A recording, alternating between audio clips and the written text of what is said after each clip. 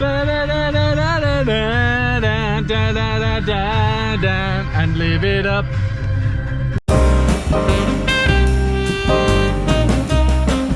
Oh, good morning. It's Sunday morning.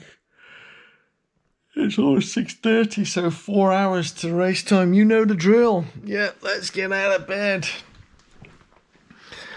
Oh, man. Ooh. Do you know what? Here's one of my top tips. Often the night before race day, we don't get much sleep. Sometimes very little sleep. For me, it was very disturbed last night. Not much sleep. But it doesn't matter, because what matters is a week before, so make sure you get the sleep then. So don't panic, don't fret if you haven't slept the night before a race. Yeah, don't worry about it. Obviously the next drill is, you know, nature calls, so don't worry, I'll be back in a moment. But yeah, talking about that, don't worry about sleep. You've probably seen other YouTubers post videos about completing marathons with no sleep, and even not taking into account jet lag. But you know, it doesn't matter, you can still do it. So don't panic, don't worry. I'm not panicking and I'm not worried. Yeah. Time for number 2. So whilst that's flushed, let's head back. Yes, you know the drill with the breakfast. Bagels. Yeah, bagel, cup of tea. And let's go and do some stretching. Let's get the blood flowing. Let's get things moving. Okay, we've had the breakfast. We got the blood flowing. Here's all the kit ready to go from the night before. Yeah, this is everything ready. So I've got me, you know, it's important we don't chafe.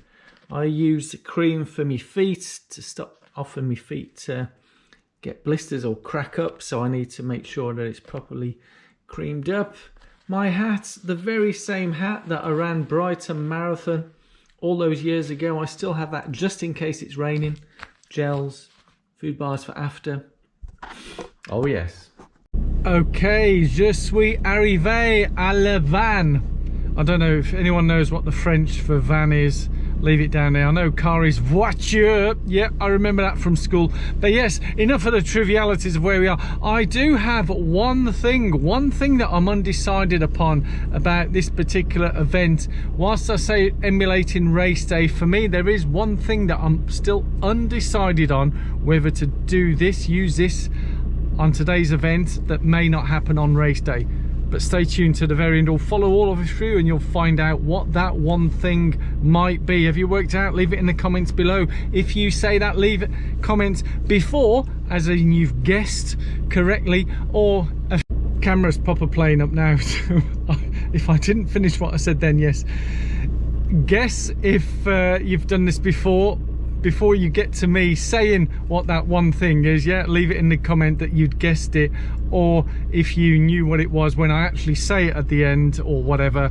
I don't know what I really mean, but just watch all the way through anyway, because it could be that one thing that could be a decider on what happens on race day. One of the other things I do in preparation for race day is get myself into a positive mindset with the music on the radio. Well, you might have your own CD. You remember CDs or digital music, whatever it is.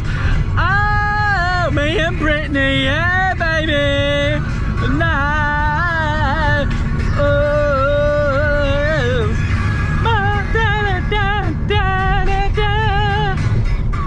Because we want to clear out all the whatever's been going on in the past week. Leave life behind and focus on race day. Yeah, you know what I'm talking about.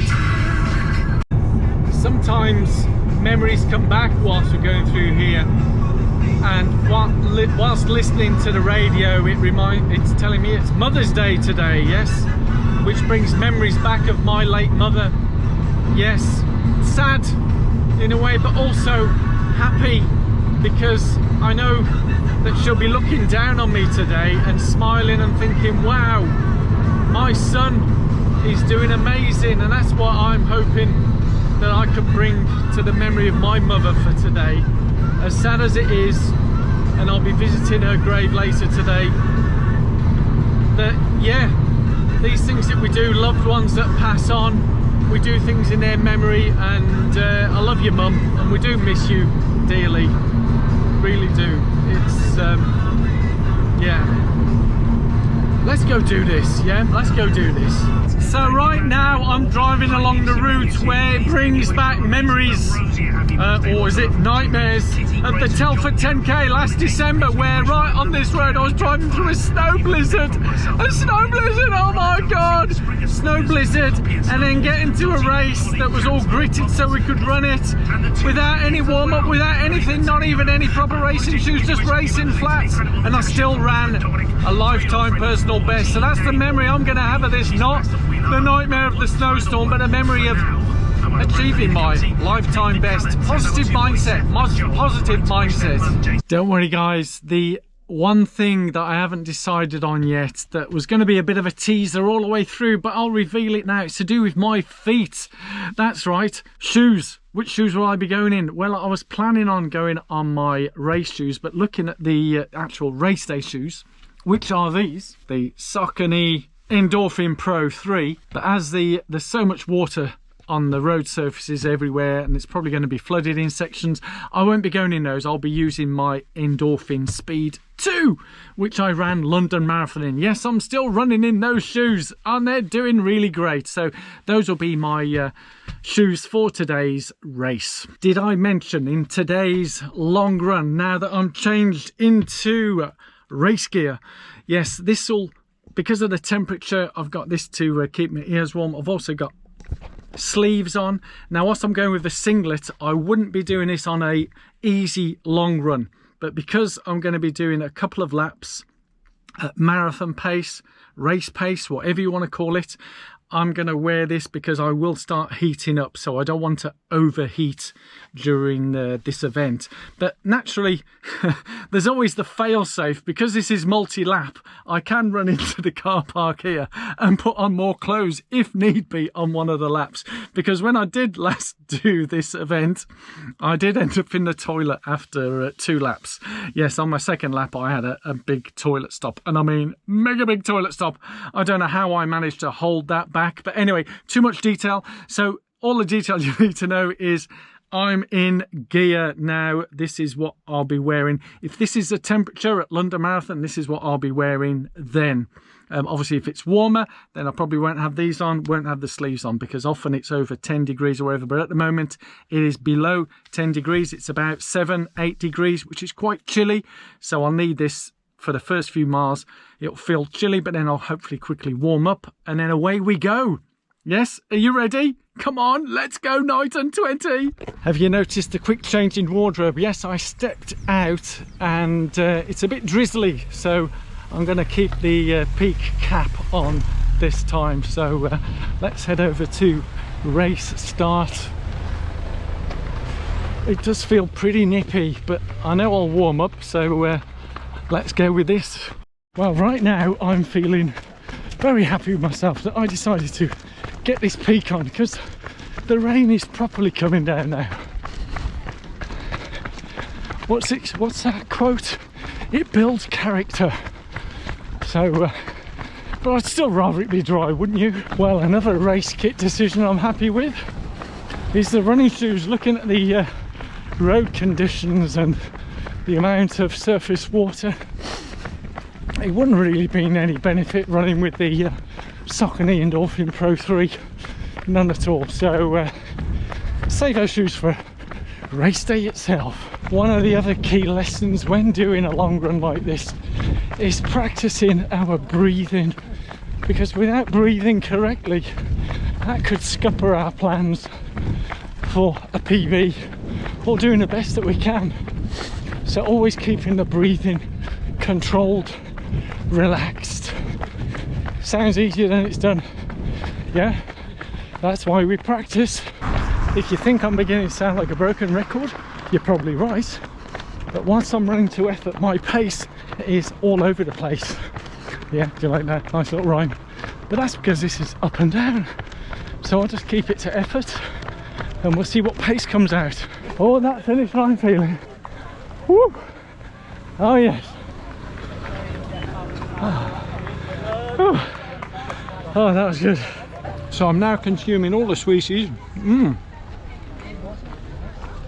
Get the old sugar rush in.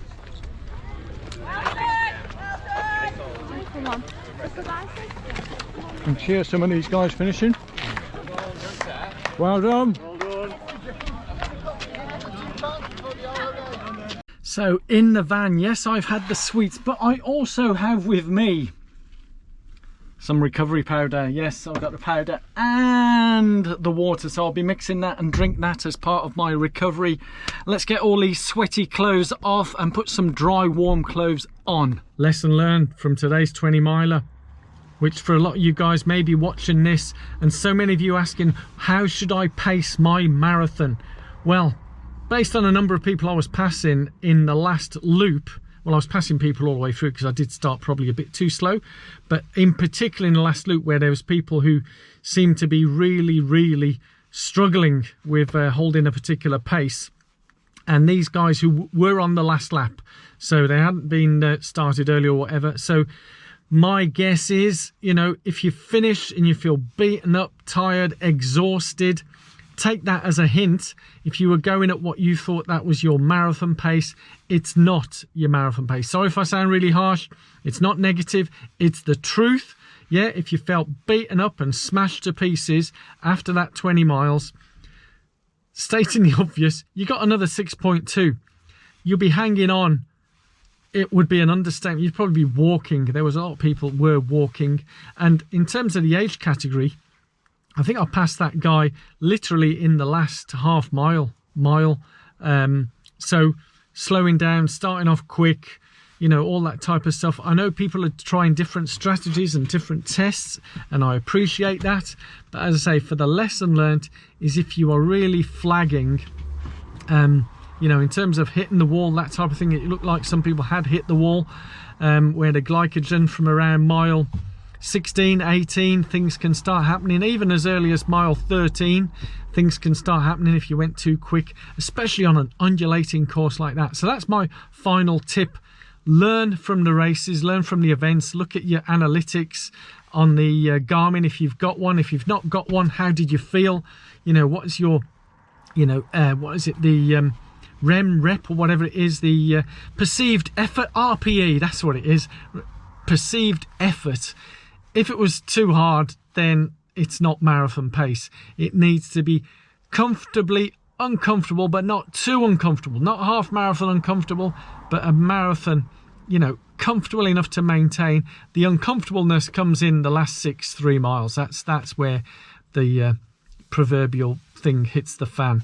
So hopefully that's helped. All my tips, tricks, whatever. It's not a trick. That's just how it is. Yeah. And as I say, I'm not being negative. I am being open, honest, and transparent with you all. And I think some of the guys out there on the social media aren't being that way, and they really need to be. So, you know, yeah, I appreciate it. Work in progress and all that, but you should learn after about 5 or 10, 15 marathons. Yeah.